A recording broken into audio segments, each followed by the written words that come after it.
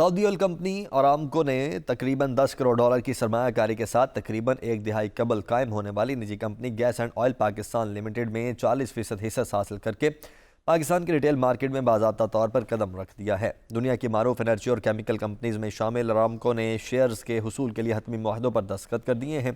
اگرچہ دونوں کمپنیز نے معاہدے کی مالیت ظاہر نہیں کی ہے، تاہم ذرائع کے مطابق ٹرانزیکشنز کی مالیت تقریباً 10 کروڑ ڈالر ہے۔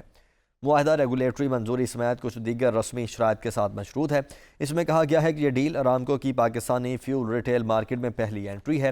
کمپنی عالمی سطح پر اپنے کاروبار کو آگے بڑھانے کی حکمت عملی پر عمل پیرا ہے۔ یہ خبر حوصلہ افزا ہے۔ ارامکو نے ماضی میں گوادر آئل ریفائنری میں سرمایہ کاری سمیت کئی معاہدے کیے، لیکن وہ کسی نہ کسی وجہ سے تاخیر کا شکار رہے۔ ارامکو سعودی عرب کی سب سے بڑی تیل کمپنی ہے اور گزشتہ سال اس نے 161 ارب ڈالر سے زائد منافع کمایا، جو 2021 کے مقابلے میں 46.5% زیادہ تھا۔ سعودی عرب کی حکومت اس کمپنی کے تقریباً 95% حصص کی مالک ہے۔ اس اعتبار سے اسے سعودی حکومتی کمپنی بھی کہا جا سکتا ہے۔ اس کمپنی کی خاص بات یہ ہے کہ یہ نہ صرف تیل، گیس اور کیمیکلز کی پیداوار کو بڑھانے پر توجہ دے رہی ہے، بلکہ نئی کم کاربن ٹیکنالوجی میں بھی سرمایہ کاری کر رہی ہے۔ میں نے ایک گزشتہ کالم میں ذکر کیا تھا کہ پاکستان اور سعودی عرب کا سرمایہ کاری کے طریقوں پر اتفاق ہو گیا۔ خلیج تعاون کونسل GCC کے ساتھ آزاد تجارتی معاہدے کی توثیق کی راہ بھی ہموار ہو گئی ہے۔ پاکستان اس اقدام کا 19 سال سے منتظر تھا۔ گزشتہ 15 سال میں خلیج تعاون کونسل کی جانب سے یہ کسی بھی ملک کے ساتھ پہلا تجارتی اور سرمایہ کاری معاہدہ ہوگا۔ قبل ازیں حکومت نے اعلان کیا تھا کہ سعودی عرب اور متحدہ عرب امارات پاکستان میں 50 ارب ڈالرز کی سرمایہ کاری کریں گے۔ خصوصی سرمایہ کاری سہولت کونسل کے ایک اجلاس میں یہ بھی بتایا گیا کہ کونسل سعودی عرب، قطر اور عرب امارات سے 100 ارب ڈالر سرمایہ کاری لانے کی صلاحیت رکھتی ہے۔ موجودہ معاہدہ پاکستانی اسٹاک مارکیٹ اور دیگر بیرونی سرمایہ کاروں کے لیے مزید دروازے کھول سکتا ہے۔ اس وقت آئل سیکٹر میں بڑی بیرونی سرمایہ کاری ہو رہی ہے اور آئندہ چند دنوں میں سرمایہ کاری کے حوالے سے مزید مثبت خبریں آ سکتی ہیں۔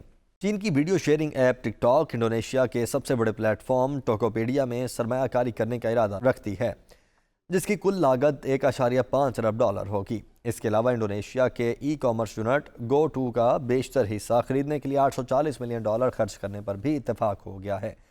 چین اس وقت آن لائن بزنس میں سرمایہ کاری کے لیے تیار ہے۔ ایسا پہلی مرتبہ نہیں کہ چین نے کسی بڑے آن لائن سٹارٹ اپ کو خریدا ہو۔ چین پاکستان میں بھی آن لائن شاپنگ کے ایک کامیاب سٹارٹ اپ میں سرمایہ کاری کر چکا ہے۔ اس سٹارٹ اپ کی بنیاد 2012 میں رکھی گئی تھی اور تب سے یہ آن لائن شاپنگ کا ایک مقبول فارم ہے۔ آج یہ سٹارٹ اپ بنگلہ دیش، میانمار، سری لنکا اور نیپال میں بھی کام کر رہا ہے۔ ان 5 جنوبی ایشیائی ممالک کی کل آبادی تقریباً 46 کروڑ ہے اور ان میں سے 60% 35 سال سے کم عمر ہیں۔ ای کامرس کی چینی کمپنی علی بابا پاکستان کی وزارت برائے کامرس کے ساتھ ایک مفاہمتی یادداشت پر دستخط کر چکی ہے اور وہ مزید سٹارٹ اپس میں سرمایہ کاری کا ارادہ رکھتی ہے۔ بدقسمتی سے پاکستان میں آن لائن شاپنگ کے زیادہ تر سٹارٹ اپس کامیاب نہیں ہو سکے۔ پچھلے سال کافی سٹارٹ اپس بھی بند ہوئے ہیں۔ نگران حکومت نئے سٹارٹ اپس کے لیے قرض دینے کا ارادہ بھی رکھتی ہے۔ صرف حکومتی قرض مسئلے کا حل نہیں، جب تک نجی سرمایہ کار مارکیٹ میں نہیں آئیں گے، نئے بہتر اور بڑے سٹارٹ اپس شروع ہونا ممکن نہیں۔ پاکستان میں آن لائن گروسری خریدنے کے لیے جو سٹارٹ اپ شروع کیے گئے تھے، ان میں زیادہ تر کے لیے بیرون ملک اداروں سے مدد لی جاتی تھی۔ جب اداروں نے فنڈنگ بند کی تو وہ منصوبے چند ماہ بھی نہ چل سکے۔ ایک آن لائن گروسری سٹارٹ اپ نے بند ہونے کے 1.5 سال بعد بھی ملازمین کی تنخواہ ادا نہیں کی ہیں اور اس کے خلاف مختلف کیسز چل رہے ہیں۔ پاکستان نے چین سے سی پیک کے پروجیکٹس کی فنڈنگ میں اضافہ کرنے کی درخواست کی ہے۔ بیجنگ اس وقت معاشی بحران کے پیش نظر کچھ محتاط دکھائی دے رہا ہے۔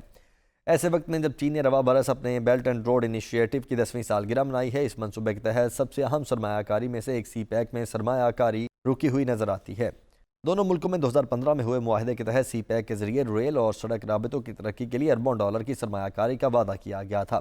اس بنیادی ڈھانچے کے فروغ کا مقصد چینی اشیاء کو سنکیانگ سے پاکستان کے پہاڑی سرحدوں سے گزرتے ہوئے کراچی سے 630 کلومیٹر مغرب میں واقع گوادر بندرگاہ پہنچا کر بحیرہ عرب میں بھیجنا ہے۔ سی پیک میں پاکستان میں توانائی کے انفراسٹرکچر کی ترقی کے لیے بھی اربوں ڈالر کی سرمایہ کاری کا وعدہ کیا گیا۔ تاہم چین نے حال ہی میں سی پیک کے متعدد منصوبوں کے لیے فنڈز فراہم کرنے کی، انفراسٹرکچر کی ترقی کے لیے بھی اربوں ڈالر کی سرمایہ کاری کا وعدہ کیا۔ تاہم چین نے حال ہی میں سی پیک کے متعدد منصوبوں کے لیے فنڈ فراہم کرنے کی درخواست پر ہچکچاہٹ کا اظہار کیا۔ سی پیک کی سست رفتاری کو اقتصادی اور سیکیورٹی دونوں عوامل سے منسوب کیا جا سکتا ہے۔ بگڑتے معاشی بحران اور چین کی حالیہ سست رفتار ترقی نے نئے منصوبوں کے امکانات کم کیے ہیں۔ پاکستان نے امید ظاہر کی ہے کہ بنیادی ڈھانچے کے شعبے کا یہ تاریخی منصوبہ ملک کی معیشت کے لیے شاہراہ زندگی کا کام کرے گا۔ چین BRI سرمایہ کاری پروجیکٹ کے منصوبوں کو لاحق سیکیورٹی خطرات کے حوالے سے کافی فکر مند ہے۔ کچھ عرصہ قبل عسکریت پسندوں کی جانب سے چینی انجینئرز کو بلوچستان میں نشانہ بنانے کی کوشش کی گئی۔ مگر پاکستانی فوج نے اس حملے کو ناکام بنایا۔ 2021 میں شمالی علاقہ جات میں ایک بس پر ہوئے حملے میں 9 چینی ورکرز مارے گئے تھے۔ 2022 میں کراچی میں ایک خاتون خودکش بمبار نے چینی اساتذہ کو نشانہ بنایا تھا۔ حکام کا کہنا ہے کہ سیکورٹی خدشات ضرور ہیں، لیکن ایسا نہیں کہ ان پر قابو نہ پایا جا سکے۔ پاکستان چین کے سیکورٹی خدشات کو دور کر رہا ہے، جبکہ دوسری طرف دہشت گردی کی نئی لہر بالخصوص TTP سے بھی نمٹا جا رہا ہے۔ دوسری جانب چینی معیشت تیزی سے بحال ہو رہی ہے۔ متعدد بین الاقوامی تنظیموں اور مالیاتی اداروں نے رواں سال چین کی اقتصادی نمو کی پیشگوئیوں میں اضافہ کیا ہے۔ بین الاقوامی مالیاتی فنڈ نے اس سال چین کی اقتصادی ترقی کی پیشگوئی کو بڑھا کر 5.4% کر دیا ہے۔ JP مورگن چیز، گولڈمین ساکس، ڈوائچے بینک اور ANZ بینک سمیت کئی دیگر مالیاتی اداروں نے رواں سال چین کی اقتصادی ترقی کی پیشگوئیوں کو بڑھایا ہے۔ بلا شبہ چین عالمی اقتصادی ترقی کا سب سے بڑا انجن ہے اور یہ عالمی ترقی میں لگ بھگ 1/3 حصہ ڈال رہا ہے۔ امید ہے کہ چینی معیشت کی بحالی سے CPEC کی